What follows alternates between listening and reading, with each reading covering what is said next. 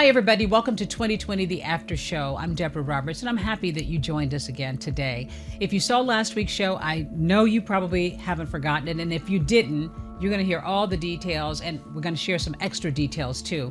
It is the story, kind of a twisted story of sex and secrets and a double murder that just rocked an affluent community in Fairfax County, Virginia. The story of an au pair from Brazil by the name of Juliana Peres Magalhães, who fell for Brendan Banfield, who's the father of the child that she was hired to care for. Now, she fell for this man, but then things kind of took a dark turn when he decided that he wanted that relationship and he wanted to get rid of his wife. So they orchestrated this elaborate catfish scheme so that they could be together. But guess what? They didn't wind up together, not happily ever after. The story doesn't stop there, though. What happened inside the courtroom is something that shocked everybody, and our 2020 team was right there watching it all unfold. And today we're going to share some of the exclusive details from not only inside this investigation, but also interviews. I covered this story and I had an interview with one of Brendan's former mistresses. Our team talked with so many people around this story. It's called The Au Pair, The Affair, and Murder. With me today is 2020 editorial producer Christina Corbin and Gail Deutsch, a producer on this story who I've worked with on so many things. And Christina, you do a lot of bookings, and this case kind of grabbed the headlines, I guess, in 2023. Sex and sort of a fetish website and catfishing and all of that. What did you think when you first read about this story? Yeah, people were really interested in this case, I think because Christine and Brendan Banfield are so relatable to so many people. On the outside, they looked like this really happy couple. They worked really hard at their jobs. He for the IRS, she as a pediatric ICU nurse to be able to afford this beautiful home outside Washington, D.C. And then you have this really sort of sordid plot involving a sex fetish website, an affair with the couple's live-in au pair, and there was just so much going on. It's probably one of the most complicated, complex plots I think I've ever dealt with in a true crime story. And you can't get more Americana than that, right? He works for the government. She's this devoted pediatric ICU nurse. It just was like mind-boggling when you think about it. Gail, you were on it early on too, and you kind of watched it evolve. We waited. I mean, I started shooting almost a couple of years ago with you, and we had to watch this thing evolve. Yeah, production-wise, it was a little bit of a challenge because it was years before the trial occurred.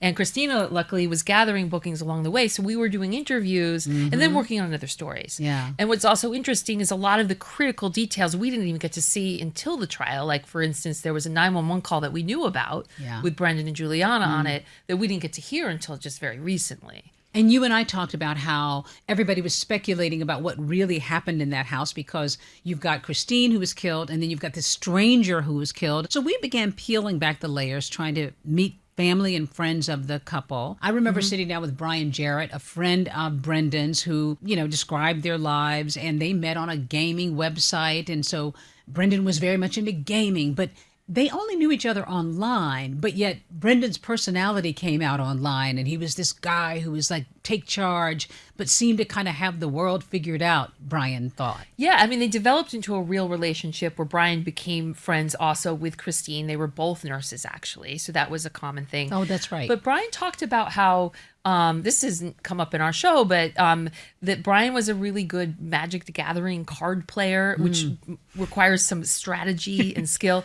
But he says that that Brendan was a very upstanding person. He would tell people, don't cheat on your taxes.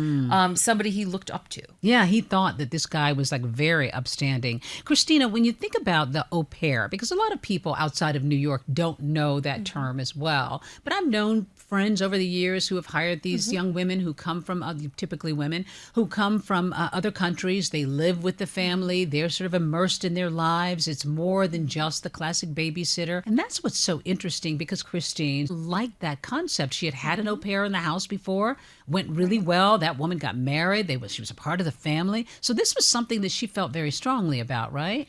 Yeah, so Brendan Banfield and Christine, they both had very demanding jobs and would work long hours. So that didn't really lend itself to traditional daycare. So the idea of having a live-in au pair was really suited for their lifestyle and for their work schedules.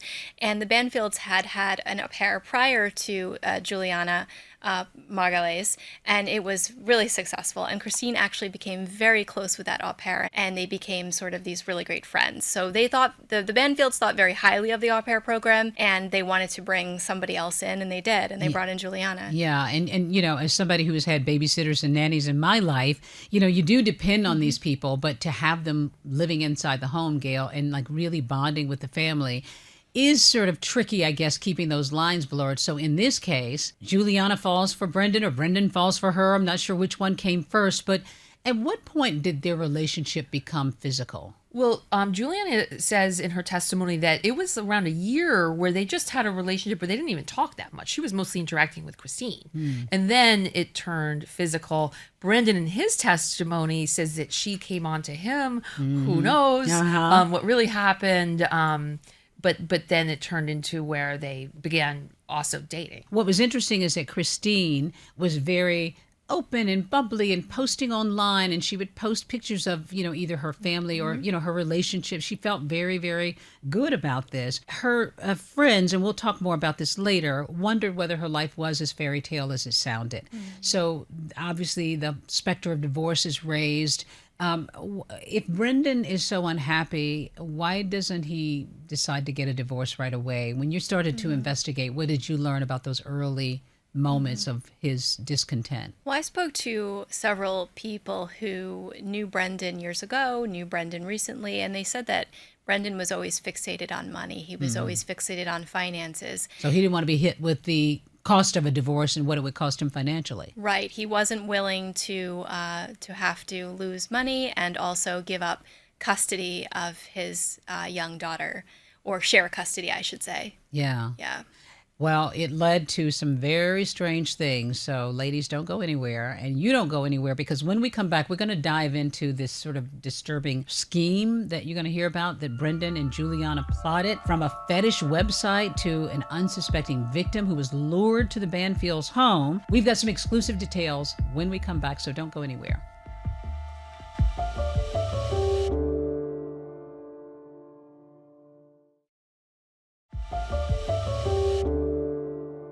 Welcome back to 2020, The After Show. I'm sitting here with our editorial producer, Christina Corbin, and producer, Gail Deutsch, helping sift through a story that we all reported on together. The episode is called The Au Pair, The Affair, and Murder. And it was just really sort of unbelievable. Brendan Banfield, as you learned in the episode, had an affair with the au pair of his 4-year-old daughter. Christina, let's talk about when you started digging into this. And of course, investigators, it took a while to figure out what happened, because some did assume that maybe Christine did do this and wanted to be involved in something that was like a little on the wild side, and then her husband stumbled upon this. And then investigators slowly began to sort of unravel. There was pre-planning that went on. There was a name that Joe Ryan responded to online. Talk about that elaborate, setup, that scheme. Right. Well, this is the catfishing theory, and this was at the heart of the prosecution's argument at trial.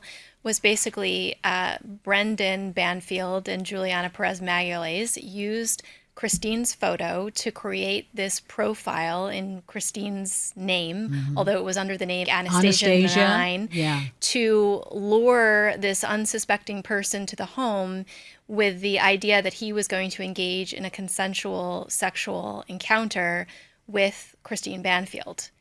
And that's a lot to take in. And that was basically the plot. Yeah, he was supposed to come with knives and all of that. Gail, I remember when we were talking about this in the very beginning, and of course, the investigators hadn't revealed everything they knew, so we only knew what we had read about. And it was, the whole idea was like this sort of violent sexual encounter is what had been portrayed, and that she had signed on for this. And this is something that people who knew her absolutely never believed. Yeah. They never believed that this is the type of thing that she would do. And it emerged later that she had a blood disorder, and she's not the kind of person who would be playing around with knife play, that kind of thing. Yeah, I remember when we talked about that.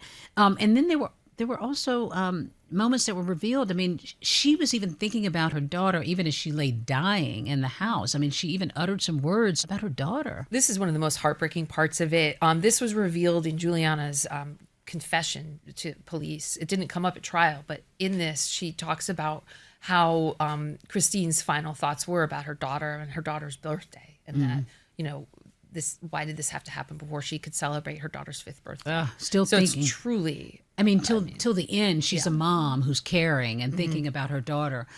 Christina, the 911 calls were significant and major evidence in this piece because there had been a 911 call, as you might expect in a case like this, but then investigators discovered there had been a quick 911 call before that one that was only just a few seconds long. And that was also very telling. The time between the first 911 call and the second might have been close to 15 minutes. And, 15 minutes is an eternity of time in a situation like this. So as we would come to find out from Juliana in her confession, when she made that first 911 call, Brendan was in the room about to start attacking Christine, and he gestured to Juliana, stop the call, hang up. That. It's too soon. And then we would get a second call 15 minutes later, where Juliana is frantic on the phone. She can hardly speak. So Brendan gets on the phone and he basically says, I just shot a man who came into my home and he was attacking my wife. Yeah. And that was the ruse all along, to lure somebody in there so they could pretend that this was a whole assault scene in a way. Gail, you touched on something a minute ago about how her friends responded, and we had a chance to sit down with 3 nurses who had worked with Christine, and they were adamant. She was this, happy-go-lucky. I mean, this is a woman who worked during the pandemic. She was a COVID nurse, very proudly taking care of her patients, worked long hours, they talked about. I mean, all of them said they didn't believe for a second that there was a dark side of her that maybe we didn't know. I remember they were adamant about that. Right. And they also brought up the fact that she had been a sexual assault nurse. That's and right. So that was something where they just couldn't conceive that she's somebody who would be enacting some sort of rape fantasy. And not to mention in the very early in the morning, right after her daughter left her house. Yeah. It just didn't make any sense. Yeah. You and I were talking earlier, and while we're putting this piece together, we were talking about Joe Ryan, the guy who was killed here too. And you can't forget, while we're talking about Christine Banfield, this guy who came to the house, this fantasy which he was willing to participate in, was a guy who was killed, who unwittingly was involved in this. And we had a chance to speak with his mom. And to hear them talk about their loss, because that kind of got lost in the headlines that this other guy's life was taken too in this whole plot, because he was shot, and the idea was that he was attacking Christine, right? And talk to us a little bit about his family. Sure. I had a chance to sit with Deirdre Fisher in Florida, where she lives, and one of the first things she said to me was, my son has been victimized twice. He was killed in this brutal crime, and then he was framed as the person who committed the crime. And we sat there for a bunch of hours, and she talked about him and really brought him to life in a way that hadn't been done before by anyone in the media, certainly. And she just portrayed this loving, caring, wonderful son. And she's so descriptive and shared many anecdotes about him, and it was really very moving. And she also brought his baby shoes and his baby box to the interview, and that was especially heartbreaking. Early on, when we were talking about the story, we're unspooling all the details, and I was struck by something that was really shocking. When police were trying to peel away at all the details, they're hearing all the stories. A few weeks and a few months have gone by, and Brendan is still living in the house. The scene of this murder, Juliana is still living there. And when police come back to go and reinvestigate a little bit more, their photo, the two of them, their photo is in the house. And that was also something that raised some alarms for police. Oh, yeah. So after they arrest Juliana and they're in this house, they can see that she's basically moved into the primary bedroom. Shocking. And it's just the most insulting thing ever, because her photo with Brendan is right there, on the nightstand. Yeah. And just months after his wife has been killed. Right. And it's as if they talk about it as if the Christine had been basically erased from this household. And so it's pretty shocking, and it certainly doesn't lend itself to a grieving husband's, It really was something that turned the case for police. We're going to take a quick break, and when we come back, we are going to sit down and talk about my exclusive interview with one of Brendan Banfield's former mistresses, who tells a lot of details about him that shed a lot of light on who he is. And we're also going to take you inside the courtroom, some real shocking details that were revealed there. So stay with us.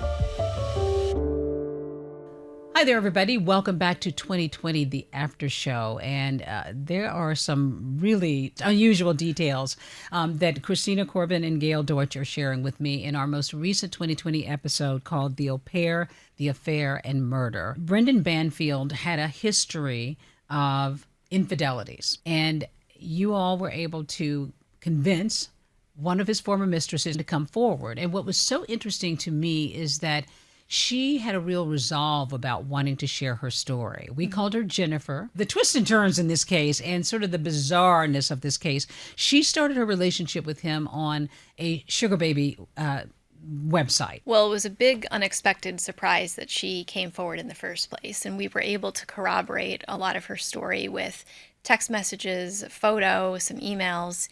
But when we finally met in person and she started to share her story about her relationship with Brendan, she said that it started with these meetups. They had a total of 7 meetups. Oh my gosh. And then after that, it sort of evolved into a real relationship, yeah. Where they developed feelings for each other. And they were basically like boyfriend and girlfriend, but in secret. Yeah, I was really surprised when she walked into the room because she was just this very normal, fun-loving, cracked jokes, had a dry sense of humor woman, and she had a boyfriend with her, and she felt adamant that it was important that people knew what Brendan was all about. Because when she started to read about the case, she learned about this just in passing. She read about this story and couldn't believe it was the guy she had dated. And then she started to hear a lot of the details that were being at least shared with the media, and she wanted to set the record straight. She did, and she also wanted to share with us that there was one instance where Brendan said something to the effect of, gosh, things would be so much easier if Christine were just gone. Yeah. And at the time, she really didn't think much of it. But then 10 years later, after he's charged with what he's charged with, she has a totally different take on that. Yeah. She wanted to share that with us. Yeah, she actually did. She felt it was very important.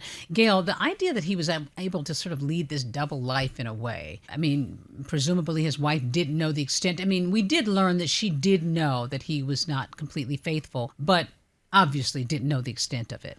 Right, and Brendan testified that Christine did not know about his affair with the au pair. I mean, this is a man that's bold enough, to have an affair with the person living in the house with him and his wife. Yeah. So, and Juliana testified that Brendan didn't seem particularly concerned. Like, they would go out in public together. Yeah. So, I mean, he didn't tell anybody, but...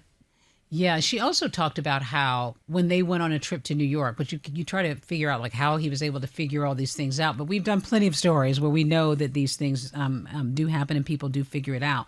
But she was sort of thinking she was going to spend her life with him. And then he starts, to Christina's point, he starts saying if only his wife were gone. Right. And apparently, I mean, she says she didn't take it seriously at first, but then it kept going on and on with these really, really specific plans. And this horrible murder happens. This woman is killed. Joe Ryan is killed, and police are investigating. So ultimately, their arrest. Juliana is arrested first.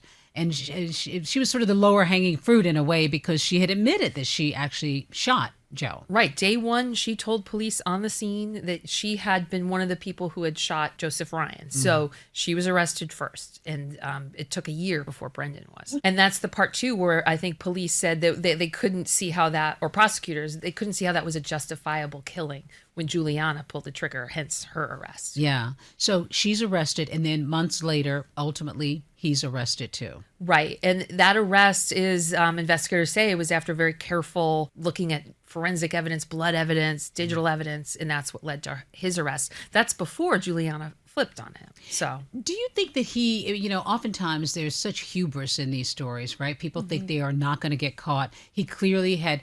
this was a very elaborate way of making sure the au pair was deeply entwined in this whole thing. Do you think that he just thought he was not going to ever be caught? He didn't talk to police. He lawyered up. He stopped talking. Yeah, so he didn't talk, and he went to a lot of trouble. Like, he told Juliana he didn't want to do a hitman because you could always trace a hitman. So that's what led to this whole elaborate thing. He put in the windows that you couldn't hear screaming through. He changed his routine. There was a lot of detail in this plan. So I guess he thought he could get away with it. Yeah, he had a very detailed life, too, the way he worked with the government and the IRS, and he carried a gun because he did work for the IRS in that capacity, which I didn't even know IRS, agents and employees carried guns until you guys told me in this story. So Juliana is in jail, and they are exchanging letters, and they still are caring about each other, but then there's questions about whether she's going to flip on him, and ultimately she does. So the case goes to court, and you were there in the courtroom. Yes, I was there in the courtroom. This Judge Ascarati is a very strict judge. She's a former Marine. You can't drink water in her courtroom or chew gum. So it's very strict rules. By the book. By the book. And when Juliana was testifying, I mean, you could hear a pin drop in that room. And the jury was just so laser focused as she basically took everybody through how this plan evolved and how it was ultimately executed on that day. And she essentially says that Brendan was sort of the mastermind of this whole thing. He even had her jump on a call at one point to lure Joe Ryan to the house. Yes, and one of the strangest parts of Juliana and Brendan's story that kind of stood out to investigators from day one was this part. When Brendan comes back to the home because Juliana's notified him that a stranger is in the residence, instead of going in by himself or calling 911, he goes in and he brings with him the au pair and his 4-year-old child. Which is just astounding.